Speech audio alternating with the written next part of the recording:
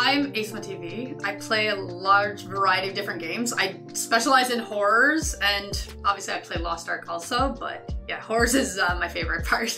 My mom got me into gaming whenever I was like 2. She loved Donkey Kong and Mario and those games. I pretty much like sit and like watch her, and yeah. About 5 years ago was more when I started all the content creation, but like I've always been serious about games, just like playing them and getting like my 100% clears. Like achievement hunting is like, I love that. But then my husband's like, why don't you just start streaming? Like you talk to yourself all the time anyway when you play games, like make it more natural. And it was kind of funny because whenever he had talked about it, I opened up Twitch and turns out I had already made a Twitch account and then I forgot about it. So I guess down the road, like back in the past, I had already contemplated doing it and then I just kind of threw out the idea. So he's like, see, you already had an account. He's like, let's just do it. I was like, oh, okay, well then, let's go. That would probably be Elder Scrolls Online. That's kind of where everything took a shift in like my Twitch and everything. Like numbers grew, everything grew for me with that game. I played it for about 3 years. Then I quit playing it because I missed variety. I wanted to go back to that. And like I've always told people, I'm a variety creator. That's never gonna change. So playing that game for 3 years, it was great, but it also bothered me because I missed my other content. It was definitely a slow grind because the thing with variety, right? It's hard to grow because you're always jumping into different games. So it's hard to bring in people, especially when you play games that don't have a large directory. I told people that we would start doing a little bit more variety. So we would do like 3 days of Elder Scrolls and then 3 days we were doing some Dead by Daylight and then some other random games, like, and kind of like transitioning like that. Probably, I think it was around last year when I was starting to hear a little bit about different like esport teams and stuff, and then I remember seeing their name pop up on Twitter, and I was like, oh, I like the name of this. I didn't know anybody in the org at all. I mean, realistically, I didn't really know much about orgs in general. It was a goal of mine that one time in my career, I would love to be part of a team like that. So last year, I had multiple offers for different teams to join, and Lazarus was the most, like, they sounded nicer than the other teams.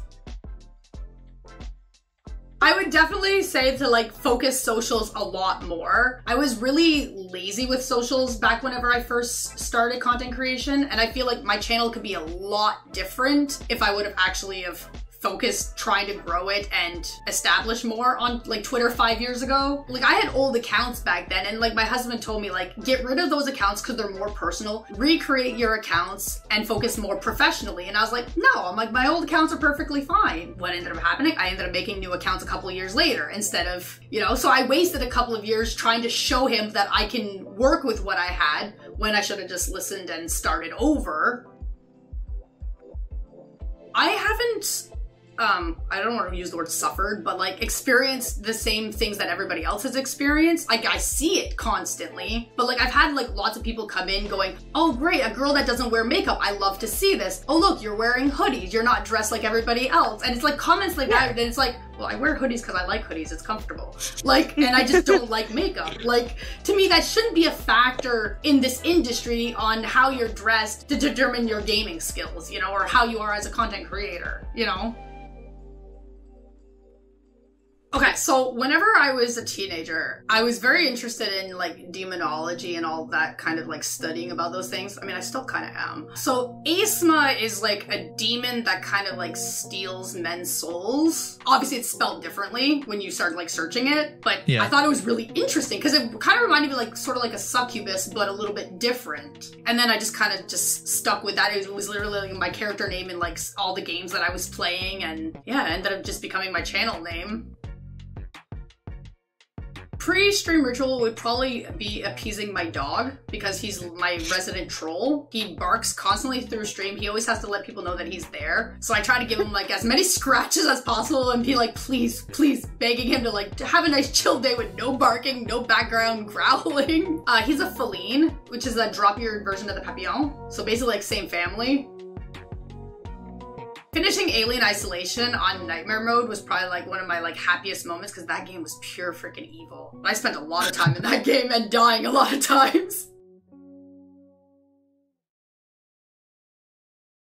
Evil Within. The original Night of the Living Dead. Well, I guess I'm gonna go with The Walking Dead because I mean, I literally lived that show for like forever. Of course, but it has to be cold pizza. K-pop, probably. Fall. The leaves are changing colors and they fall down. It's pretty. A new computer. South Korea. It's been about 5 years now. I lived there for 2 years, so because my husband's from South Korea, I'll probably have to go with Valkyrie or Pokimane because they are amazing.